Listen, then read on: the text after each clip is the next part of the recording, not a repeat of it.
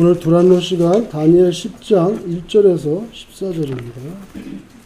다니엘 10장 1절에서 14절 9장에서는 그 다니엘이 민족을 대표해서 회개하고 9장 17절에 보면 그러하온즉 우리가 죄를 인정하고 다 회개하오니까 그러하온즉 주를 위하여 이제 바벨론 70년이 차니까 유다인들을 해방시켜 주소서. 그런 내용을 기도했고, 그 다음에 또 기도의 응답으로 이제 가브리엘이 환상에서 나타나가지고 70일에 대해서 말씀을 했죠. 그래서 지난주에 70일에 대해서 개괄적인 내용만 간단히 살펴봤고, 오늘 10장에 이르면은 여기에는 또 환상을 보는데, 이것은 바사왕 고레스 제3년이라고 말했어요. 10장 1절에 보니까 바사왕 고레스 제3년, 그러니까 바사왕 페르시아의 왕 고레스가 왕이 되었는데 3년째란 말이에요. 그러면 유다 백성이 해방된 것은 언제입니까? 바벨론에서 해방된 건 언제죠?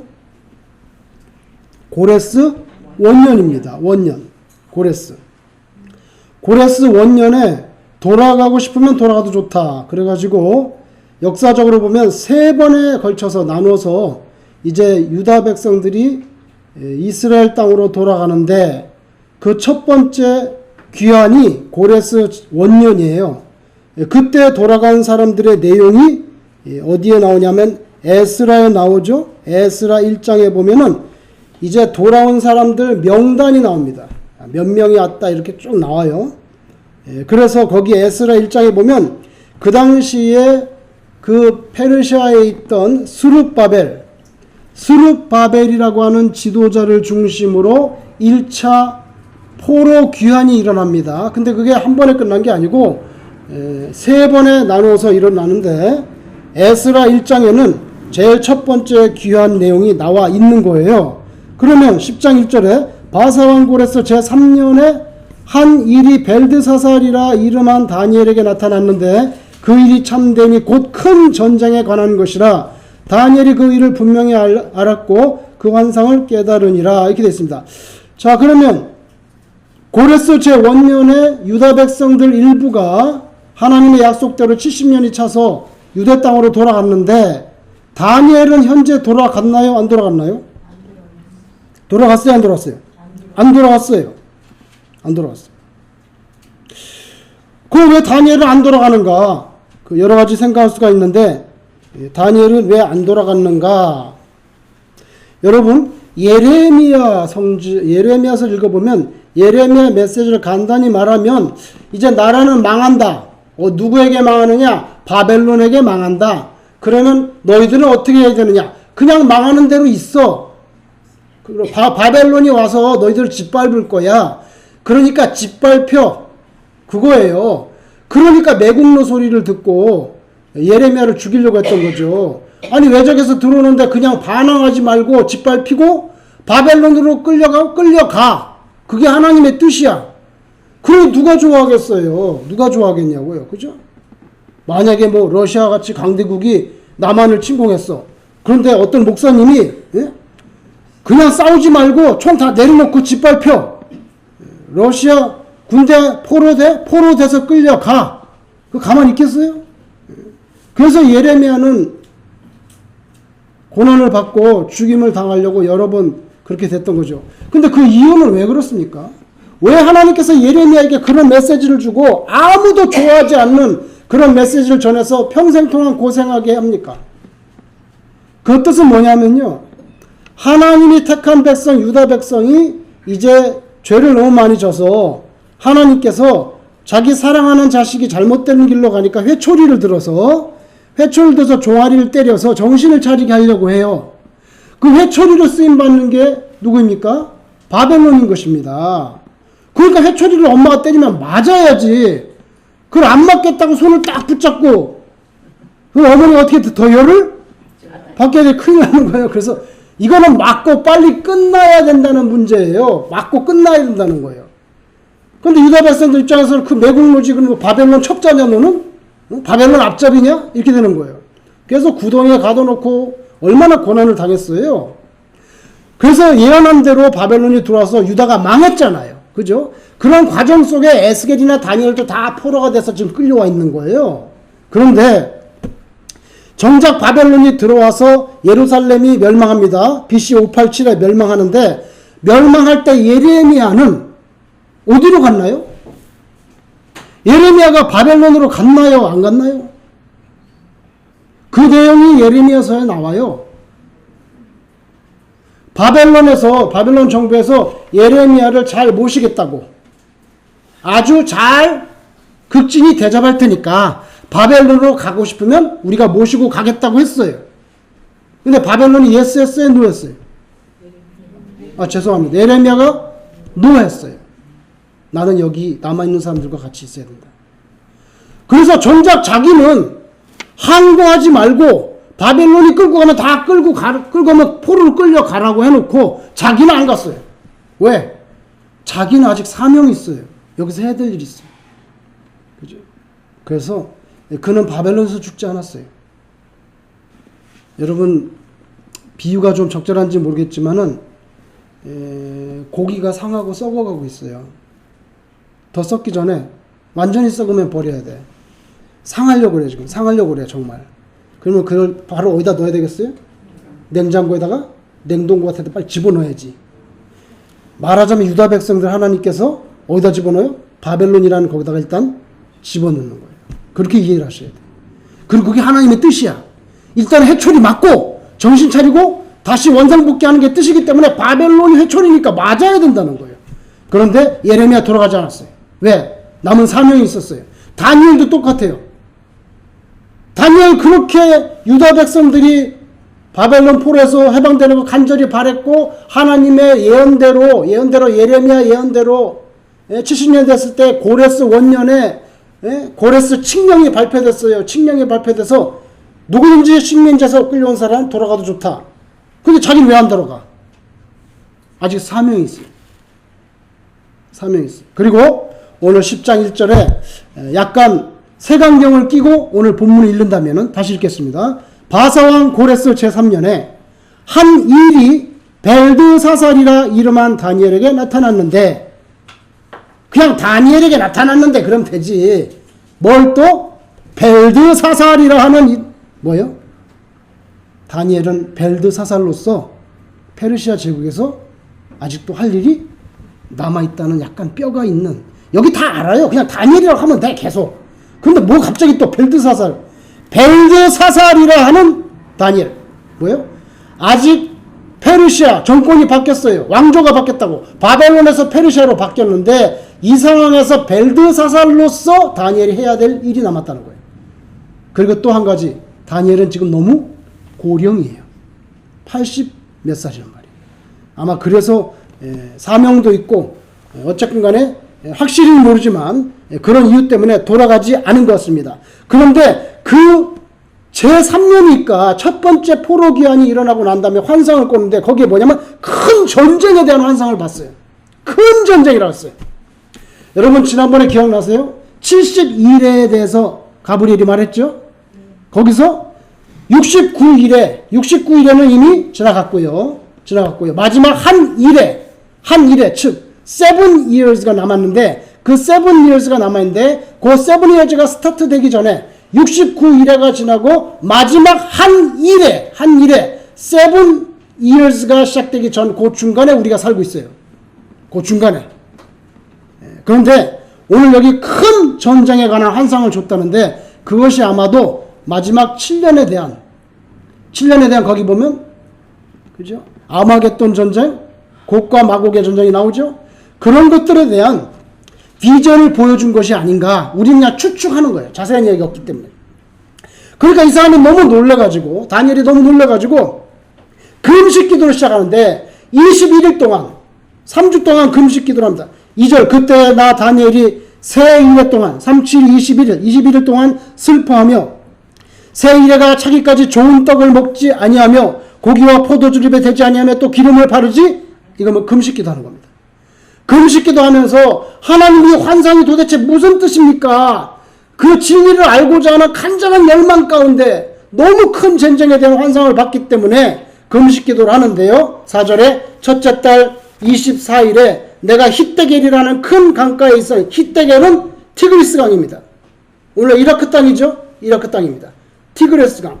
바벨론은 주로 유프라데스 강 거기에서 정권을 창출했는데 지금 페르시아는 티그리스 강에 티그리스 강이라는 큰 강가에 있었는데 그때 내가 눈을 들어 바라본즉 한 사람이 거기에 또 한 사람이 나타났어요.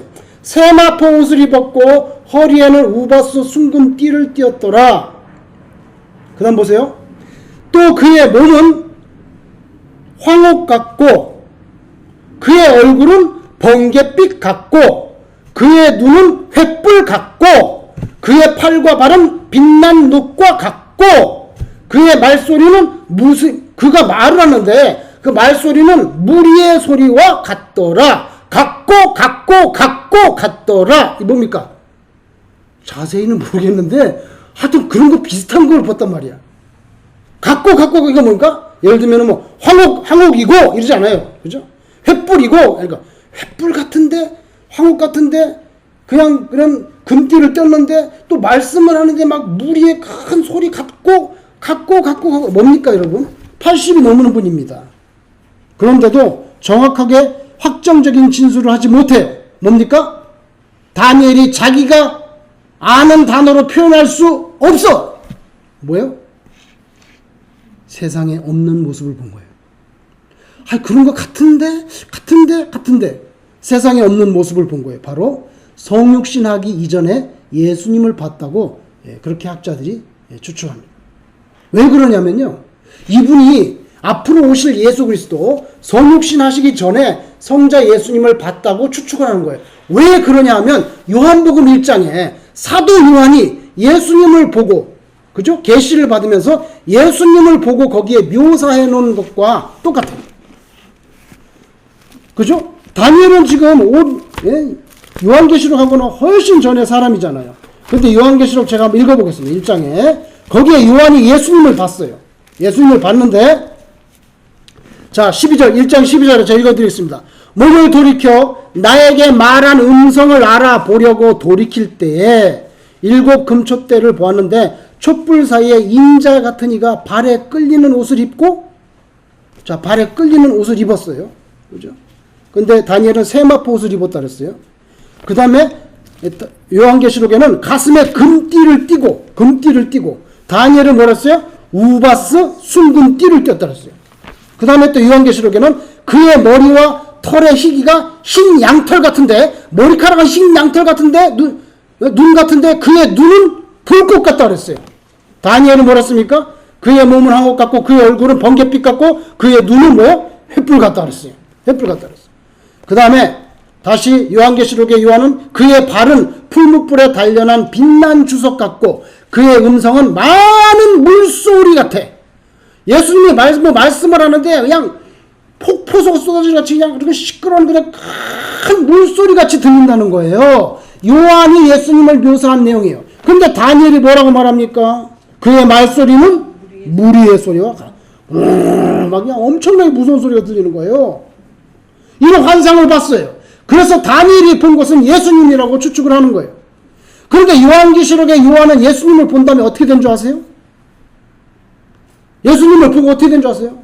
1장 17절에 잘 보세요. 1장 17절에 요한계시록 1장 17절 내가 볼 때에 내가 예수님 봤어요. 그 예수님을 봤더니 그의 발 앞에 엎드려 죽은 자같이 되매 죽은 자같이 그냥 완전히 널브러져 버렸어요. 자기가 요한이 그가 오른손으로 내게 얹고 이르되 두려워하지 말라. 그러니까 너무 두려운 거예요. 예수님이 너무 두려운 거예요. 그냥 완전 죽은 사람처럼 됐다는 거예요. 그런데 다시 다니엘이 이 환상을 보고 다니엘은 어떻게 됐나요? 7절에 10장 7절에 이 환상을 나 다니엘이 홀로 보았고 자 보세요. 그때 그 강가에 티그리스 강에 다니엘 말고 다른 사람들도 있었어. 다른 사람들도 있었는데 나와 함께한 사람들이 이 환상을 보지 못했어요. 예수님을 보지 못했어. 보지 못했는데도 그들이 크게 떨며 도망하여 어떻게 했어요? 숨었다서 뭐예요? 하나님으로서 성자 예수님이 나타나니까 그 환상을 하나님께서는 예수님은 다니엘에게만 보여주셨어. 우바스 금기를 띠고 눈이 횃불 같고 이걸 다니엘만 보여주고 같이 가까이 있던 사람들은 못 봤는데 못 봤음에도 불구하고 너무 두려워서 다 어디로 가서 숨어버렸다는 거야. 뭐야? 하나님의 임재를 경험한 사람이 두려워서 보지도 못했는데 다 혼비백산한 거예요. 그렇게 됐다는 거예요. 하나님 만나면 그렇게 되죠. 모세도 하나님이 가려주지 않으면 죽기 때문에 등밖에 못 봤다 그랬어요. 하나님은 인간이 아니에요. 하나님의 존재 자체가 임했을 때 다른 사람들은 다 혼비백산해버렸어요.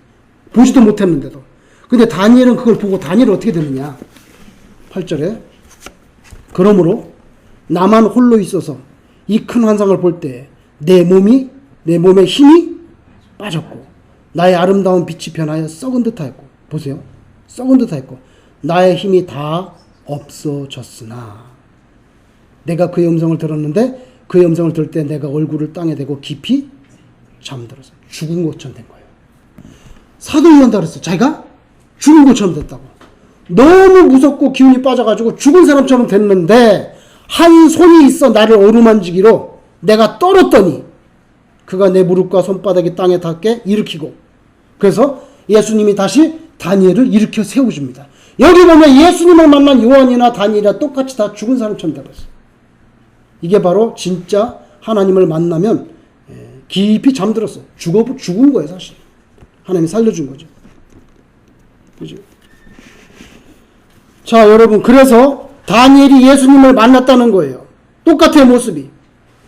그러면서 예수님께서 다니엘을 어루만져 주면서 이렇게 일으켜 세우면서 뭐라고 말씀을 하셨냐면 내게 이르되 큰 은총을 받은 사람 다니엘아 내가 네게 이르는 말을 깨닫고 일어서라. 내가 네게 보내심을 받았느니라. 성부 하나님께서부터 항상 보내심을 받았죠. 예수님은 나를 보내신 이의 뜻을 따라 산다 그랬어요. 항상 보내심을 받았다는 표현을 썼어요. 실로암, 그죠? 보내심을 받았어요. 여기도 그렇잖아요. 내가 보내심을 받았다. 예수님이 하셨던 말씀이에요. 이게 신약시대. 내게 보내심을 받았느니라 하더라. 그가 내게 이 말을 한 후에 내가 떨며 일어서니 그가 내게 이르되 다니엘아 두려워하지 말라. 네가 깨달으려 하여 네 하나님 앞에 스스로 겸비하게 하기로 결심하던 첫날부터 이거 뭡니까? 금식기도 시작한 첫날부터 네 말이 응답 받았으므로 내가 네 말로 말미암아.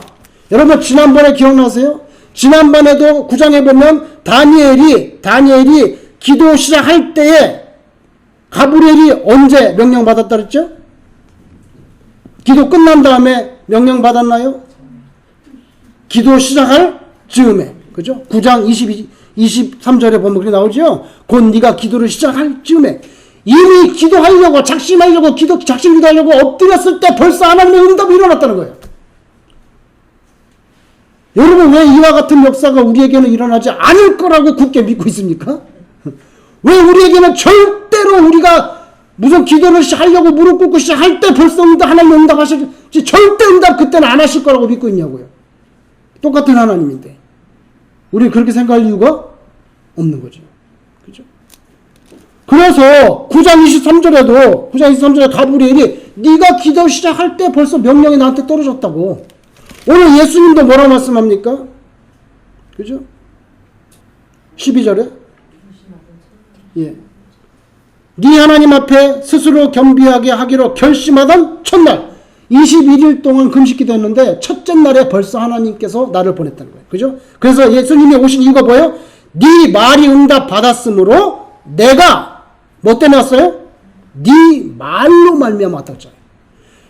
다니엘이 기도를 시작할 때 이미 하나님께서 나를 너에게 보내셨다는 거예요.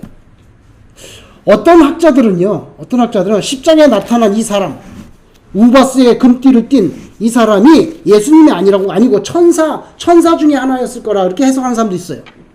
근데 저는 그렇게 해석을 할 수 없다고 생각해요. 왜냐하면 요한계시록에 나온 요한이 본 모습과 너무 똑같고 여러분 다니엘 10장에 이를 때까지 여러 번 환상을 봤어요. 그죠? 금신상도 봤죠? 짐승도 봤죠?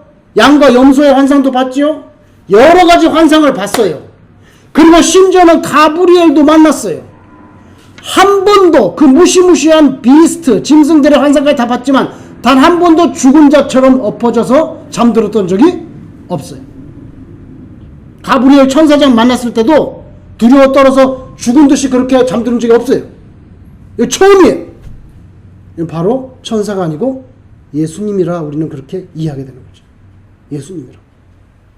그런데 예수님께서 어루만지시면서 일으켜 세우면서 두려워하지 말라. 네가 겸비하고 기도하기로 작정한 날부터 내가 보내심 받았고 내가 네 말 때문에 왔다라고 말씀하시기 전에 뭐라고 칭찬했냐면 다니엘에게 뭐라고 칭찬했죠? 칭찬했는데 11절에 뭐요? 큰 은총을 받은 사람 다니엘아. 이 내용이 뭘까요? 다니엘 보고 큰 은총을 받았다고 칭찬했는데 큰 은총이 뭐예요? 여러 왕을 바꿔가면서도 절대적인 제2인자에서 내려오지 않은 그 엄청난 권력이 은총인가요? 여기서 예수님이 말씀하시는 큰 은총을 받은 사람 다니엘아. 여기 그 큰 은총의 내용이 뭐겠냐는 거예요. 예? 제가 볼 때는 예수님을 만났다는 거. 누가 예수님 만났어요? 구약시대에 성자 예수님을 직접 이렇게 예수님을 만났고 그리고 말세에 일어날 일을 환상을 확실하게 71회까지 확실하게 이렇게 정확하게 본 사람은 누구밖에 없어요? 다니엘밖에 없어요. 그래서 제가 볼 때는 예수님께서 큰 은총을 받은 사람 다니엘아 했을 때 성자 예수님을 보았고 그리고 종말에 일어날 70일에 대해서 또박또박 굉장히 구체적으로 계시를 받은 그것을 은총이라고 표현한 것이 아니겠는가. 여러분, 저는 다니엘 입장에서 이렇게 생각해요. 70년이 됐어. 그럼 이제 우리 유다 백성을 하나님께서 해방시켜 주겠지? 그래서 정말 고레스 원년에 칙령이 발표돼서 스룹바벨이 벌써 몇만 명을 데리고 떠나갔어요. 에스라에 나와요. 에스라에 한 3만 명 정도가 갔단 말이에요. 그럼 이제 됐구나.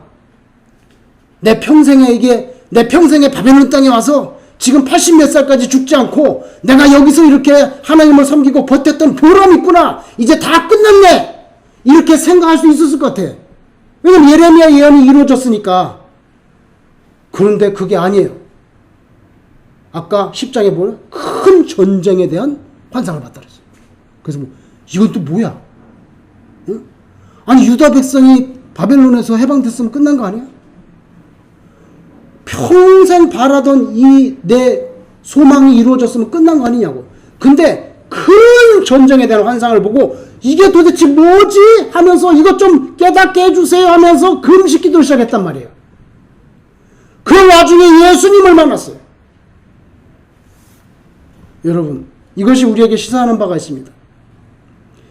하나님은요, 유다 백성의 바벨론으로부터의 해방, 그 역사적인 사건이에요. 이거는 히스토리컬 팩트예요. 소설이 아니야. 그죠? 538에 칙령 발표해서 몇만 명 갔어 벌써. 그 후에 또 갑니다. 2번 더 갑니다.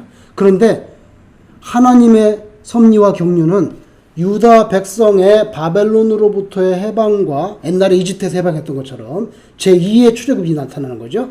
그거가 하나님의 끝이 아니고 온 인류가, 잘 보세요. 온 인류가 죄와 사망이라고 하는 이 사탄의 권세에 짓밟혀 사는데 여기로부터 끌어내서 영적인 시온산성 하나님의 나라, 그렇죠? 자, 죄와 사망의 그런 권세, 이걸 뭐라고 아까 표현했죠? 바벨론입니다. 그래서 요한계시록 계속 바벨론이라고 말하는 거예요. 바벨론은 없어요. 구체적인 나라로는. 이미 다 페르시아, 헬라, 로마가 왔는데 무슨 바벨론이야. 그래도 계속 바벨론이야. 그 바벨론은요, 하나님의 백성을 압제하고 억누르고 하는 사탄의 세력을 말하는 거예요.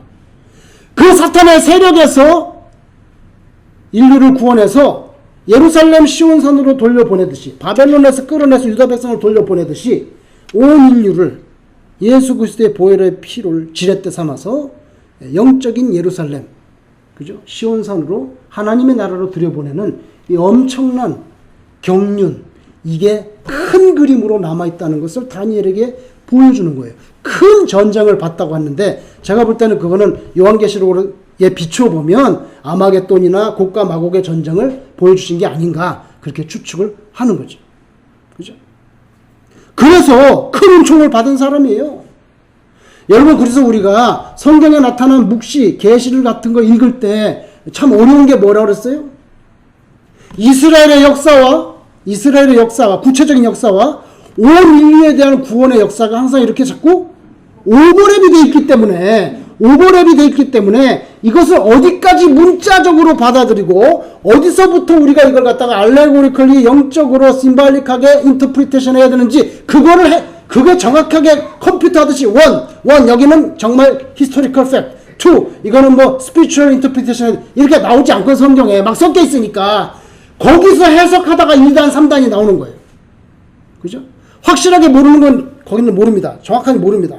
대충 이런 것 같아요. 여기까지만 얘기해야 되는데 그럼 설득력이 약하거든. 그러니까 자꾸만 인간적인 억측을 하다 보니까 막 숫자를 계산해서 재림 날짜까지 나오는 거예요.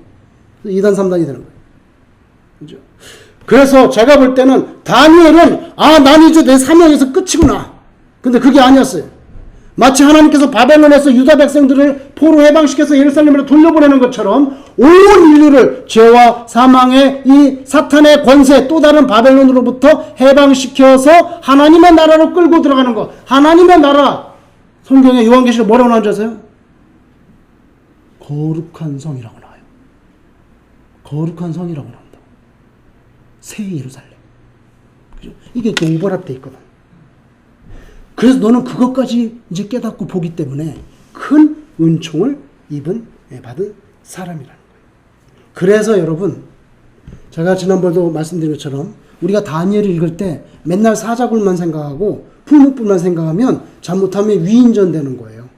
그분들의 신앙은 대단히 위대하지만 이 다니엘 속에서 우리가 궁극적으로 잡아야 될 것은 뭐냐면 하나님께서 하나님의 택한 백성을 바벨론으로부터 해방시켜 준다는 것을 넘어서서 그와 마찬가지로 온 인류를 죄와 사망의 사탄의 권세 속에서 예수 그리스도의 피를 통해서 건져 올린다는 거기까지 봐야 그래야 다니엘을 제대로 읽었다고 할 수 있고, 그걸 하나님께서 힌트를 주기 위해서 몇 번 예수님의 이미지를 줬죠. 풀무불 가운데 3명 들어갔는데 몇 명 다녔어요? 4명 다녔죠. 신들의 아들 같은 한 분이 있었어요. 그죠? 그리고 또 느부갓네살이 본 금신상 부서질 때 사람의 손으로 뜨지 않은 어떤 돌이 날라와서 발에 탁 때리니까 콩가루가 돼버렸죠. 그리고 그 돌은 태산같이 커진다고 말했어요. 그죠? 그리고 또 지난번에 하늘에서 구름 타고 사람의 아들 인자 같은 이가 내려온다 했어요. 오늘 여기 정확하게 나왔어요. 우바로 금띠를 띠고 눈이 햇불 같고, 여기 예수님을 진짜 만나는 거예요. 그래서 다니엘에서는요, 구약과 신약을 연결시키는 굉장히 중요한 신학적인 모티브를 여기 담고 있다고.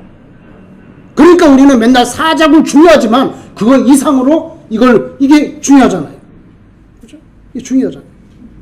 저와 여러분들 이렇게 생각할 수 있어요. 내 인생에 이것만 좀 해결되면 내가 진짜 소원이었겠네. 아이고 진짜. 정말 내가 이것만 해결되면 더 이상 내가 뭐 바랄 게 없겠어. 다니엘이 그러지 않았어요? 아유, 내가 이 바벨론 살면서 우리 민족 해방돼가지고 예루살렘에 가고 예루살렘에 성벽이 세워지고 성전이 다시 세워지는 거, 그런 거 내가 이게 눈에 흙 들어가는 거 맞죠? 흙이 눈이 아니고. 눈에 흙이 들어가야지. 이거 한번 보면 내가 더 이상 소원이 없겠네. 우리한테 그런 게 있잖아요. 나한테 이것만 해주시면 내가 소원이 없겠네. 아니에요. 항상 보면요, 그 구체적인 그런 우리의 소망 너머에 하나님의 영적인 세계는 무궁무진하게 아직도 남아있어요. 그러니까 하나님 요것만 해결해 주시면 그 인간적인 마음이에요. 그거 지나면 또 다른 문제 생기지. 안 생길 것 같아요? 그거 해주면 또 더 큰 소원 생기죠. 예? 말을 두면 그 다음에 뭐가 생각난다 그랬죠 옛날에? 하인이 생각난다. 아이고 말만 한 필 있으면 참 좋겠다. 말을 주니까 마부도 좀 주시면 너무 좋겠는데, 예? 인간의 욕망은 그렇게 끝이 없다는 거예요. 끝이 없다는 거예요. 여러분, 그래서 근데 오늘 저기 하다 말았네. 13절 한번 보세요. 13절에 여기 참 해석하기 어려운 말이 나와요. 13절에 그런데 이게 예수님이 하시는 말씀인데 참 해석하기가 어려워요. 그런데 바사 왕국의 군주가 21일 동안, 자, 다니엘이 21일 동안 금식하고 있었잖아요. 근데 왜 인제 왔냐 이거예요. 왜 인제 왔냐? 21일 동안 나를 막았으므로 내가 거기 바사 왕국의 왕들과 함께 머물러 있더니 가장 높은 군주 중 하나인 미가엘이 와서 나를 도와줌으로, 도와줌으로 이제 내가 마지막 날에 네 백성이 당할 일, 이게 뭡니까? 지난번에 말씀 70일에 가운데 나머지 한 일에 7 years, 그거에 대하여 깨닫게 하려고 왔다. 이는 이 환상이 오랜 후에, 이 뭐야? 앞으로 한참 있다가 일어날 일이다. 여기 보면 참 이런 건 13절 같은 것을 이해하기 어렵고 해석하기 어려워요. 무슨 말인지 정확히도 몰라. 그런데 내가 왜 네가 겸비하고 금식기도 하려고 작정한 첫날부터 내가 보내심을 받았단 말이야. 보내심 받아서 빨리 와야지. 왜 21일 만에 왔냐 이거야. 21일 만에 바사 왕국의 군주들이 나를 막아서 못 왔어. 그런데 미가엘이 나를 도와줘서 왔어. 이런 표현들을 우리가 해석할 수가 없어요. 이해할 수가 없어요.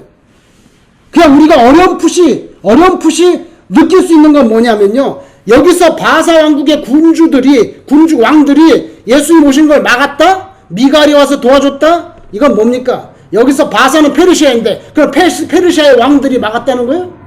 말이 안 되지. 이것은 영적인 세계에 하나님의 나라를 방해하고 기도하고 금식하려고 하는 자들을 방해하는 그런 악한 영적인 세력이 있다는 것을 여기에 있다는 것을 우리에게 가르쳐 주는 거예요. 우리는 최소한 거기까지는 알 수 있어요. 그죠? 그런데 그때 미가엘 같은 주의 천사장들이 그 기도를 막고 방해하는 세력들을 꺾고 무너뜨리도록 도와준다는 거예요. 그래서 겉으로 보면 우리가 기도하는데 방해를 받는 일들이 있어요. 무슨 일이든 간에 내 속에서 갑자기 기도하는데 한아름이 생각난다든지, 세일이 금요일부터 시작하나 끝나는 거야. 그러면서 갑자기 생각난다든지, 막 기도를 하는데 막 미운 사람이 갑자기 막 떠오른다든지, 방해되는 게 있어. 방해되니까 막 기도하는데 갑자기 막 더워. 아, 이게 왜 덥지 이거? 막 너무 추워. 아, 이 히터가 안 들어오나? 여러 가지 사소한 거지만 방해되는 것이 있어. 그죠? 다 방해하는 거예요. 그런데 그렇게 별 볼 일 없지만 어떤 한 신자가 기도를 할 때 그 기도를 못하게 하려고 막는 엄청난 영적인 전쟁이 뒤에서 마구마구 벌어지고 있다는 얘기예요. 그 이야기가 바사의 왕들이 나를 막았다. 미가엘이 와서 나를 도와줬다. 구체적으로 무엇을 뜻하는지 자세히 모르지만 밖으로 드러난 우리 이 현실적인 세상, 이 미국의 이 책상에 이런 현실적인 우리 눈에 보이는 비저블한 이 현상 뒤에 인비저블한 파워 스트러글이 계속해서 영적으로 일어나고 있다는 거예요. 거기에서 예수님과 천사들이 여러분을 끝없이 도와주고 있다는 것을 믿으시기를 바랍니다. 오늘 그걸 가르쳐 주는 거예요. 여기에 바사 군주가 누굽니까? 그렇게 모르지고 어떻게 알아 그거를. 그걸 해석할 필요가 없어. 모르는 건 모르는 거예요. 다만 예수님이 여기서 우리에게 가르쳐 주는 것은 네가 기도할 때 너의 기도를 방해하는 엄청난 세력이 있었다는 거예요. 그게 바사의 왕들이라고 표현됐어요. 그런데 미가엘이 와서 도와준다는 거예요. 예수님은 결국 우리에게 오신다는 거죠. 그렇죠? 다니엘은 이 엄청난 사건들을 경험했기 때문에 정말 은총을 입은 사람들이에요. 근데 저와 여러분들은 더 큰 은총을 입었어요. 제가 볼 때는. 왜 그러냐면 다니엘의 그런 모든 것을 우리가 다 알고 있잖아. 우리는 뒤에서 더 많은 걸 알고 있잖아요. 그죠? 여러분들이 일상적인 삶 가운데 잠깐 1분, 5분 기도하실 때 방해하는 영적인 세력들이 있고, 그거 기도 못하게 하려고, 아니면은 막 낙담시키고, 아니면 미움이 일어나게 한다든지, 여러 가지 방법을 동원해. 시기심이 끓게 한다든지, 이기적인 마음을 발동시킨다든지, 수많은 수단과 방법을 해가지고 기도 못하게 하려고. 왜? 제가 볼 때는 다니엘에서 보면 기도하려고 시작하면 벌써 하나님이 이루어주시려고 다 준비하고 있단 말이에요. 그걸 제일 싫어하는 게 누구겠어요? 마귀지. 그러니까 어떻게든지 일단 기도를 못하게 해야 되는 거야. 기도를 하려고 폼 잡으면 하나님께서 벌써 보내신단 말이야. 가브리엘 보내고. 그러니까 시작을 못하게 해야 돼. 그러니까 방해하는 거잖아요. 그래서 별거 아닌 것 같지만 여러분이 예배를 드리고 여러분이 찬송을 부르고, 어떤 사람은요, 목사님 너무 힘들어 찬송이 안 나와요. 그럴 수가 있어요. 살기가 너무 힘든 거예요. 너무 힘들어. 찬송을 부르고 싶어 찬송이 안 나오는데. 아, 목사님, 기도를 아무리 하는 기도가 안 나와요. 근데 그 다음 극복해야 돼. 방법이 없어요. 그것만이 살 길이야. 여러분이 작은 찬송, 작은 말씀 묵상, 작은 기도할 때 뒤에서 그걸 해코지 하려고 벅벅 긁는 수많은 그런 영적인 그 악한 세력들이 있고, 그럼에도 불구하고 하나님께서 또 예수님께서 성령님께서 그리고 천사들이 여러분을 굳건하게 붙잡고 있으니까 그 실망하지 말고 단단히 마음을 먹고 신앙생활 하시기를 주의 이름으로 축원합니다. 주님 가르친 기도를 드리겠습니다.